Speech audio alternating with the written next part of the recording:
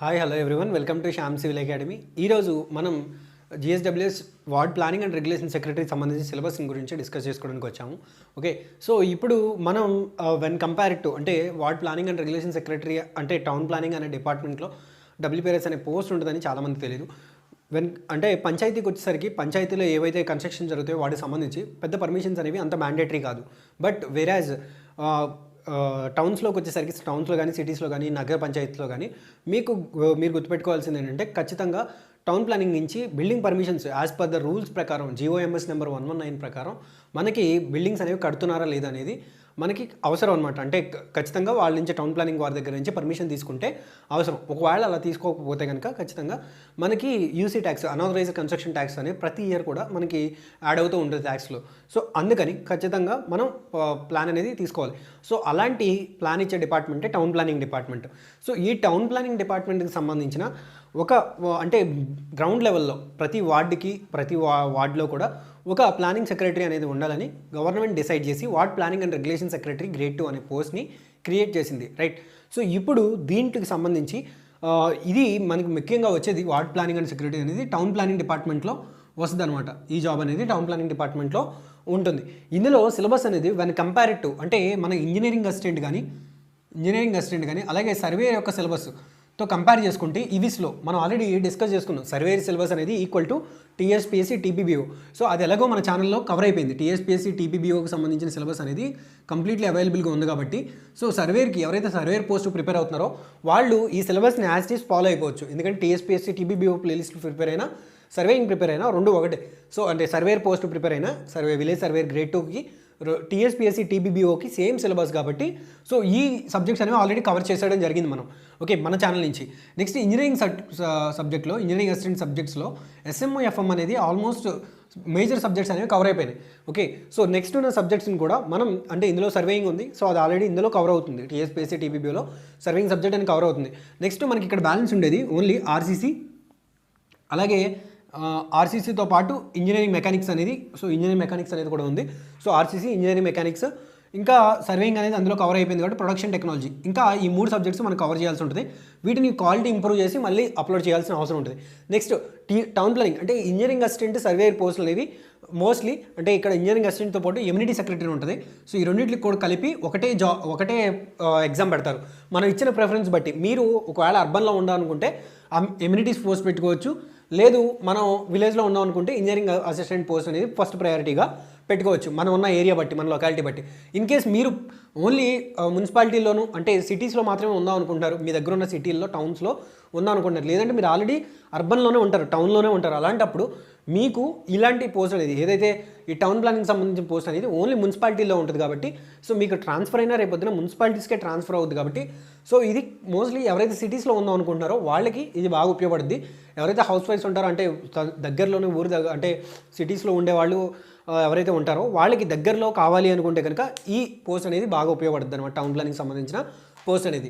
Okay, so ఇది వచ్చేసరికి town planning ఉంటుంది. ఇందులో సిలబస్లో ముఖ్యంగా మనం గమనించినట్టయితే కనుక టౌన్ ప్లానింగ్ సంబంధించిన సబ్జెక్ట్ ఉంటుంది. అంటే టౌన్ ప్లానింగ్ అనేది ఇప్పుడు మనకి చాలా వరకు ఉన్నాయి, బట్ దాంట్లో రంగవాల బుక్ అనేది బాగుంది టౌన్ ప్లానింగ్ సంబంధించి. అంటే అన్నీ కవర్ అవుతాయని కాదు, బేసిక్ నాలెడ్జ్ కూడా లేకపోతే అది బాగుంటుంది.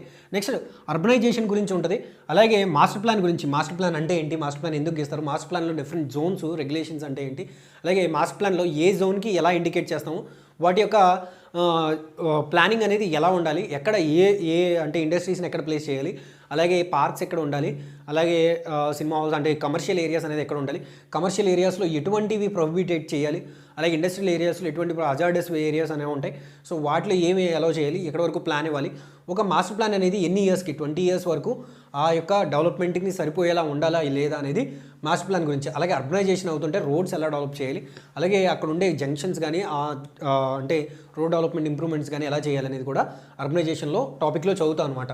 అండ్ నెక్స్ట్ సర్వేయింగ్ సంబంధించి బేసిక్స్ ఏవైతే మనం సర్వేకి ప్రిపేర్ అవుతున్నామో ఆ సర్వేయింగ్ బేసిక్సే ఇందులో ఉంటాయి. ఎవరైతే విలేజ్ సర్వేకి ప్రిపేర్ అవుతున్నారో వాళ్ళకి కొంతవరకు సర్వేయింగ్ అనేది ఇందులో కవర్ అవుతుంది. సో సర్వేయింగ్ అనేది 30 to 40% ఆఫ్ ది మార్క్స్ అనేవి రావడం జరుగుతుంది 100 మార్క్స్లో, 30 to 40 మార్క్స్ అనేది. సో సర్వేయింగ్ కూడా ఈక్వల్లీ ఇంపార్టెంట్.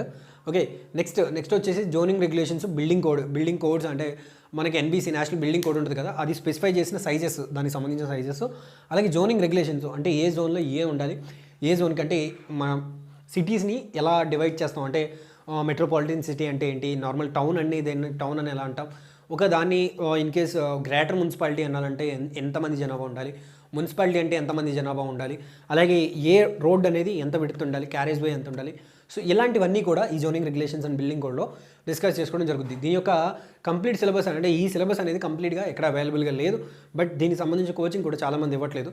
సో మన ఛానల్ తరపున ఒకవేళ మీకు ఎక్కువ మందికి రిక్వెస్ట్ ఉంటే కనుక పర్సనల్గా కోచింగ్ ఇవ్వడానికైనా మేము ట్రై చేస్తాము. అండ్ మోస్ట్లీ మీరు గుర్తుపెట్టుకోవాల్సింది ఏంటంటే ఈ సబ్జెక్ట్ అనేది వెన్ కంపేర్డ్ టు ఈ రెండింటికి అంటే ఇంజనీరింగ్ అసిస్టెంట్కి విలేజ్ సర్వేర్కి పోల్చుకుంటే ఇది completely different subject. But when compared to syllabus ఇందులో కవర్ చేయాల్సిన కంటే ఈ డబ్ల్యూపీఆర్ఎస్లో కవర్ చేయాల్సిన సబ్జెక్ట్ అనేది చాలా తక్కువ ఉంటుంది. అంటే బట్ మోస్ట్లీ థియరిటికల్ ఉంటుంది, చాలా ఈజీగా కవర్ చేయొచ్చు అనమాట ward planning and regulation secretary.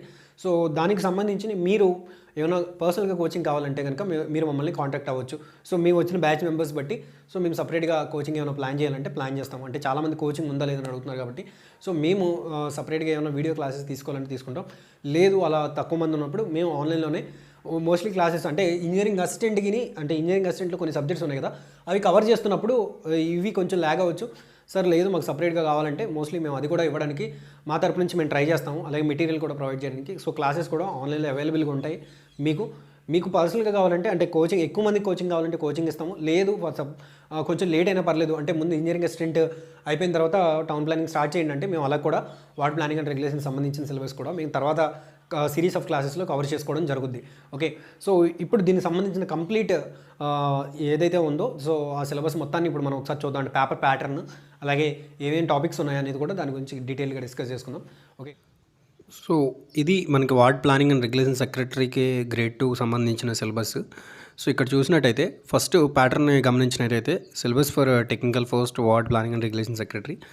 So ఇక్కడ రిటర్న్ ఎగ్జామ్ ఉంటుందన్నారు. General studies and mental ability 50 questions. Okay, general studies 50 questions ఉంటాయి. అంటే మనకి 33% ఉంటాయి అనమాట టోటల్ మార్క్స్లో. 50 మినిట్స్ డ్యూరేషన్, అలాగే మ్యాక్సిమం మార్క్స్ 50 మార్క్స్ వస్తాయి. ఓకే, అలాగే అంటే సబ్జెక్ట్ పేపరు టెక్నికల్ సిలబస్ వచ్చి 100 మార్క్స్, 100 క్వశ్చన్స్, 100 మినిట్స్ అనేది ఇవ్వడం జరుగుద్ది. రైట్, సో ఇక్కడ మీరు గుర్తుపెట్టుకోవాల్సిందండి, for each correct answer 1 mark will be awarded, for each wrong answer will carry a 0.25 negative mark అనమాట. అంటే 4 రాంగ్ క్వశ్చన్స్కి ఒక రైట్ ఆన్సర్ అనేది పోతుంది. సో ఇందులో మనం గుర్తుపెట్టుకోవాల్సింది ఇది. ఓకే, సో ఇక్కడ మున్సిపల్ జనరల్ సబార్డినేట్ సర్వీస్ అని ఇవ్వడం జరిగింది. మనం ఇక్కడ చూస్తున్నప్పుడు గుర్తుపెట్టుకోవాల్సింది మున్సిపల్ సబార్డినేట్ సర్వీస్ అంటే డైరెక్ట్గా మున్సిపాలిటీ వాళ్ళు మాత్రమే ఇందులో అంటే మున్సిపాలిటీ జాబ్ సంబంధించిన జాబ్స్ అని మాత్రం మనం గుర్తుపెట్టుకోవాలి. సో ఇక్కడ ఓన్లీ అర్బన్లో వర్క్ చేయడానికి మాత్రమే గుర్తుంటుంది. ఈ జాబ్కి ప్రిపేర్ అవుతున్నాం అంటే మనం అర్బన్లో మాత్రమే జాబ్ చేస్తాం. ఓకే, సో ఇక్కడ general studies and mental ability అనే దాంట్లో చూస్తే కనుక same as it is syllabus మనం ఏదైతే సిలబస్ డిస్కస్ చేసామో ఇంజనీరింగ్ అసిస్టెంట్కి కానీ విలేజ్ సర్వేర్కి కానీ అలాగే ఎమ్యూనిటీ సెక్రటరీ వీటికి కానీ సేమ్ అది జనరల్ స్టడీస్ సిలబస్ మూడింటికి ఒకటే ఉంటుంది. అంటే 350s మీరు ఇక్కడ కవర్ చేసేస్తున్నట్టు. ఓకే, మూడింటికి అప్లై చేసుకోవచ్చు. సో ఫస్ట్ ఇక్కడ సిలబస్ చూసేసరికి ఇది చాలా బ్రీఫ్గా షార్ట్గా ఉంటుంది, కానీ చదవాల్సింది కొంచెం ఎక్కువే ఉంటుంది. మనం ఆల్రెడీ డిస్కస్ చేసుకున్నట్టు ఎర్లీగా వీడియోలో. సో ఇక్కడ సోషో ఎకనామిక్ డేటా అంటే మన యొక్క అంతకుముందు ఏవైతే వీటికి ఇచ్చారో అంటే అర్బన్ డెవలప్మెంట్కి ప్లానింగ్కి వీటికి ఇచ్చారో సో అది అలాగే మనకి అభివృద్ధి చెందుతున్నప్పుడు ఒక సిటీ కానీ టౌన్స్ కానీ అభివృద్ధి చెందుతున్నప్పుడు వాటి యొక్క రిక్వైర్మెంట్స్ ఏంటి, మనం ఎంతవరకు ఇచ్చామో ఏంటి, ఆ స్కీమ్స్ గురించి కూడా వీళ్ళు అడుగుతారనమాట. అంటే అమృత్ స్కీమ్ అని అలాగే ఉజ్వల్ స్కీమ్ అని ఇలాంటివి కొన్ని ఉంటాయి. సో ఆ స్కీమ్స్ అనేవి ఓన్లీ మనకి డెవలప్ చేయడానికి కంట్రీ అంటే ఒక సిటీస్ని డెవలప్ చేయడానికి ఇప్పుడు స్మార్ట్ సిటీస్ అనే కాన్సెప్ట్ ఉంది. అలాగే జోన్ రెగ్యులేషన్స్ తీసుకొచ్చి కొత్త రోడ్స్ని లే చేయడం, ఎక్స్ప్రెస్ వేస్ లేజ్ చేయడం, సో వాటిని కనెక్ట్ చేస్తూ వేయడం, సో ఇలాంటివన్నీ సోషల్ ఎకనామిక్ డేటాలో ఉంటుంది. అంటే మనం ఎంత ఇచ్చాము, దానికి ఎంత ఖర్చు పెట్టాము, అలాగే దానివల్ల మనకు వచ్చిన లాభం అంటే మనకు వచ్చిన డెవలప్మెంట్ ఏంటి అనేది కూడా ఇందులో మనం డిస్కస్ చేసుకుంటాం. నెక్స్ట్ టౌన్ ప్లానింగ్ సంబంధించి అంటే బిల్డింగ్స్ అనేవి ఏమేమి ఉండాలి, బిల్డింగ్లో సెట్ బ్యాక్స్ ఎంత ఉండాలి, అలాగే ఒక టౌన్ని యొక్క ఇండస్ట్రియల్ జోన్గా కానీ డిఫరెంట్ జోన్స్గా ఎలా డివైడ్ చేయాలి, ఇవన్నీ కూడా టౌన్ ప్లానింగ్ అనే దాంట్లో ఉంటుంది. Next master plan and zoning regulations అంటే ఇప్పుడు మాస్టర్ ప్లాన్ అంటే ఒక 20-25 ఇయర్స్కి సరిపడా ఉండాలి. సో అలాగే ఏ జోన్లో ఏది ఉండాలి, రెసిడెన్షియల్ జోన్ అనేది ఎక్కడ ఉండాలి, టౌన్లో ఎక్కడ ఉండాలి, అలాగే డిఫరెంట్ జంక్షన్స్ వీటికి సంబంధించినవి కూడా మనం ఈ జోనింగ్ రెగ్యులేషన్స్ అన్న దాంట్లో చదువుకుంటాం అనమాట. Redevelopment of slums and urban housing, ఈ వీటికి సంబంధించి కూడా రీడెవలప్మెంట్ స్లమ్స్ని డెవలప్ చేయడానికి మనకి ఎటువంటివి వచ్చాయి అంటే ఫర్దర్ అంటే మనం ఏమేమి స్కీమ్స్ తీసుకొచ్చాం వాటి నుంచి అంటే స్లమ్స్ని మార్చి మనం ఇప్పుడు కొత్తగా టిట్కో అనేది కూడా స్టార్ట్ చేసాం. సో టిట్కో అనేది ఏంటి, ఎవరైతే ఇల్లు లేని వాళ్ళు ఉంటారో వాళ్ళకి కొత్త హౌసెస్ ఇవ్వడం అనమాట. సో ఇదంతా కూడా అర్బన్ హౌసింగ్ స్కీమ్స్లోకి వస్తాయి. ప్రధానమంత్రి ఆవాస్ యోజన కింద, అలాగే పిఎంయు అయిన అర్బన్ వేరు, రూరల్ వేరు. అంటే స్కీమ్స్ అనేవి అర్బన్లో పెట్టినవి వేరేలా ఉంటాయి, రూరల్లో ఉంటాయి. అలాగే దేన్ని స్లమ్ అంటాం, దాంట్లో మళ్ళీ క్లాసిఫికేషన్స్ ఉంటాయి. ఓకే, స్లమ్స్లో అంటే స్మాల్, లార్జ్, అలాగే మీడియం అని. సో ఆ స్లమ్స్లో మనం చేయాల్సింది ఏంటి, అలాగే అర్బన్ ఫారెస్ట్రీ, అర్బన్స్లో అంటే అర్బన్ ఫారెస్ట్రీ అంటే మనం పార్క్స్ కానీ అలాగే గ్రీనరీ డెవలప్ చేయడానికి గ్రీన్ బెల్ట్స్ కానీ, ఇండస్ట్రియల్ జోన్స్ దగ్గర మెయింటైన్ చేయాల్సిన గ్రీన్ జోన్స్ని అంటే కొన్ని చెట్లు పెంచాల్సి వస్తుంది కొంత దూరం వరకు. సో అంటే అది ఎందుకు, మనకి ఏదైతే పొల్యూషన్ రిలీజ్ అవుతుందో వాటి నుంచి క్యాచ్ చేయడానికి వీటిని, సో దాన్ని అర్బన్ ఫారెస్ట్రీ అంటారు. అలాగే పార్క్స్ కానీ, మున్సిపల్ పార్క్స్ కానీ, అలాగే గార్డెన్స్ కానీ, ఏమన్నా నర్సరీకి సంబంధించిన వాటి ఇనిషియేటివ్స్ కానీ, ఇవన్నీ కూడా మనం వీటిలో అర్బన్ ఫారెస్ట్లో వస్తాయి. అలాగే వాటర్ కన్వర్జేషన్ అంటే వాటర్ హార్వెస్టింగ్ అనేది ఎలా చేస్తాం, ఐ మీన్ అపార్ట్మెంట్స్లో కానీ వీటికి కానీ దానికి సంబంధించిన నామ్స్ ఉంటాయి, కోడ్స్ ఉంటాయి అనమాట. సో వాటిని ఎలా చేస్తాం, దాంట్లో రెయిన్ వాటర్ హార్వెస్టింగ్ ట్యాంక్స్ ఉంటాయి, అలాగే కింద సంపులు ఉంటాయి, వాటిని ఎలా కన్స్ట్రక్ట్ చేయాలి, ఏ అపార్ట్మెంట్ అంటే ఇప్పుడు మనం అపార్ట్మెంట్ని హై రైజ్ బిల్డింగ్ అని, లో రైజ్ బిల్డింగ్, సో వీటిలో ఈ వాటర్ కన్వర్జేషన్ అనేది కంపల్సరీ. అలాగే నార్మల్ బేసిక్గా మనం ఇంట్లో ఎలాంటివి బిల్డ్ చేసుకోవాలి వాటర్ కన్వర్జేషన్కి అని చెప్పేది కూడా ఇందులో ఉంటుంది. Next alternative energy in buildings అంటే సోలార్ బిల్డింగ్స్, సోలార్ ప్యానల్స్ ఇవి ఎలా ఫిక్స్ చేయాలి, ఎంత ఫిక్స్ చేయాలి అనేది కూడా సో వీటిలో ఉంటాయి అనమాట. ఆల్టర్నేటివ్ ఎనర్జీ అంటే ఇప్పుడు ఉన్న ఎనర్జీని కాకుండా రెన్యూవబుల్ ఎనర్జీని ఎలా వాడతాం అనే దాన్ని ఇందులో ఉంటాయి అనమాట. ఇందులో మనం ఏ ప్లేట్స్ వాడతాం, ఇది ఎంత ఉండాలి, ఇల్యూమినేషన్ అనేది ఎంత, రూఫ్ ఏరియా అనేది కవర్ అవ్వాలి, సో ఇలాంటి క్వశ్చన్స్ అనేవి అడిగే అవకాశం ఉంటుంది అనమాట. ఆల్టర్నేటివ్గా ఏ సోర్సెస్ వాడతాం, ఈ బేసిక్ నాలెడ్జ్ మనం ఆన్సర్ చేసేవచ్చు కొంచెం తెలుసుకున్నాక. బట్ ఈ సిలబస్ అనేది మనం చాలా తక్కువ మంది చదువుతారు, సో కవర్ చేసుకుంటూ ఉంటే మంచిది. Next NBC, national building code అనేది ఏం స్పెసిఫై చేస్తుంది, ఏ బిల్డింగ్ని ఎలా క్లాసిఫై చేసింది, అలాగే ఏ బిల్డింగ్ అంటే ఇప్పుడు ఇన్ కేస్ అపార్ట్మెంట్స్ ఉన్నాయి వాటికి ఎటువంటి నామ్స్ ఉంటాయి, వాళ్ళు ఫాలో అవ్వాల్సిన సేఫ్టీ మెజర్స్ ఏంటి, 5 సేఫ్టీ మెజర్స్ ఏంటి, అలాగే లోపల సర్క్యులేషన్కి ఎటువంటి నామ్స్ ఉంటాయి, ఎంత ఉండాలి, ఒక స్టెప్ విడ్త్ ఎంత ఉండాలి, అలాగే చుట్టూ ఉండే సెట్ బ్యాక్స్ ఎంత ఉండాలి ఏంటనేది కూడా నేషనల్ బిల్డింగ్ కోడే చెప్పుద్ది అనమాట. సో అలాగే ఇంకొకటి ఏంటంటే నేషనల్ బిల్డింగ్ కోడ్లో మనం హాస్పిటల్స్ అయితే అంటే పబ్లిక్ బిల్డింగ్స్ అయితే ఎలా తీసుకుంటాం, అలాగే థియేటర్స్, సినిమా హాల్స్ వీటికి ఎలా ఉంటాయి, వాటి కోడ్స్ ఎలా ఉంటాయి అనేది ఎన్బీసీలో చూస్తాం. ట్రాఫిక్ అండ్ ట్రాన్స్పోర్టేషన్ మనకు తెలుసు. సో ట్రాఫిక్ అంటే జంక్షన్స్, ఏవైతే జంక్షన్స్ ఉంటాయో వాటిలో డిఫరెంట్ టైప్స్ ఉంటాయి, అలాగే డిఫరెంట్ ఫ్లైఓవర్స్ ఉంటాయి, అలాగే వీటికి సంబంధించిన డయాగ్రామ్స్ కానీ వాటిని కూడా ఇంపార్టెంట్ అనమాట. అంటే క్వార్టర్నిటల్ జంక్షన్ అని, ఇది క్లవర్ లీఫ్ అని ఇలాంటివి ఉంటాయి కదా. సో ఆ జంక్షన్స్ అనేవి కూడా important. Next urban floods disaster management, ఇది ఆల్రెడీ మనం డిజాస్టర్ మేనేజ్మెంట్ అండ్ మిటిగేషన్ మెసేజ్లో ఇది కవర్ చేస్తాం, బట్ అప్పటికి కూడా మనం చెప్పుకుందాం వీటి గురించి. నెక్స్ట్ సర్వే అండ్ బిల్డింగ్, చెప్పే కదా surveying, building drawing. So building drawing అంటే nothing but construction practice. So వాటిలో మనం ఆల్రెడీ కవర్ చేయడం జరిగింది. అలాగే ఈ బిల్డింగ్ డ్రాయింగ్ సంబంధించి సర్వే కూడా ఆల్మోస్ట్ కంప్లీట్ అయిపోతుంది. ఏవైతే మనం డిస్కస్ చేసుకున్నామో అవే సర్వేయింగ్ ఇందులో ఉంటుంది. So 11th point important, 30% of the marks surveying and building drawing నుంచి వస్తుంది. సో వీటిని గుర్తుపెట్టుకుని బాగా చదవండి. సో ఇది మనం కంప్లీట్గా సిలబస్ని చూసినట్టయితే కనుక, సో ఇది కంప్లీట్ సిలబస్ అనేది ఇక్కడ మనం చూసినట్టయితే ఇక్కడ మనం వీటిలో జనరల్ స్టడీస్లో కూడా సేమ్ యాజ్ టీ సిలబస్ ఉంటుంది. ఇక్కడ 73-74 అమైన్మెంట్ కూడా చాలా ఇంపార్టెంట్, ఎక్కువగా క్వశ్చన్స్ వచ్చే అవకాశం ఉంటుంది. సో కొంతవరకు అది కూడా కవర్ చేసుకోవడం అని ఇంపార్టెంట్. ఓకే, సో ఎవరైతే ఇప్పుడు కాంపిటేటివ్ ఎగ్జామ్స్ ప్రిపేర్ అవుతున్నారో వాళ్ళందరూ కూడా ఈ డిజాస్టర్ మేనేజ్మెంట్ ఇవన్నీ కూడా కంప్లీట్ చేసి ఉంటుంది, ఎందుకంటే జనరల్ స్టడీస్ సిలబస్లో ఉంటుంది. సో అది లేకపోయిన పక్షంలో మనం కూడా ఇందులో సపరేట్గా కవర్ చేస్తాము. ఓకే, ఇది కంప్లీట్ సిలబస్ వచ్చి.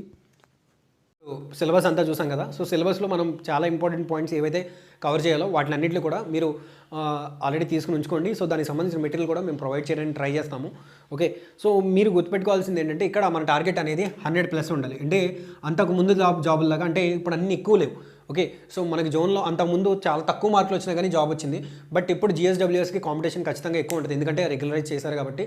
సో అంతకుముందు రెగ్యులర్ అవుతాయా లేదా ఈ జాబ్స్ అనేవి అనే దాని గురించి కూడా మనకు ఒక సందిగ్ధత ఉంది కాబట్టి సో ఇప్పుడు అది రెగ్యులరైజ్ చేసడం వాళ్ళకు కూడా పే స్కేల్ రావడం అనేది జరుగుతుంది.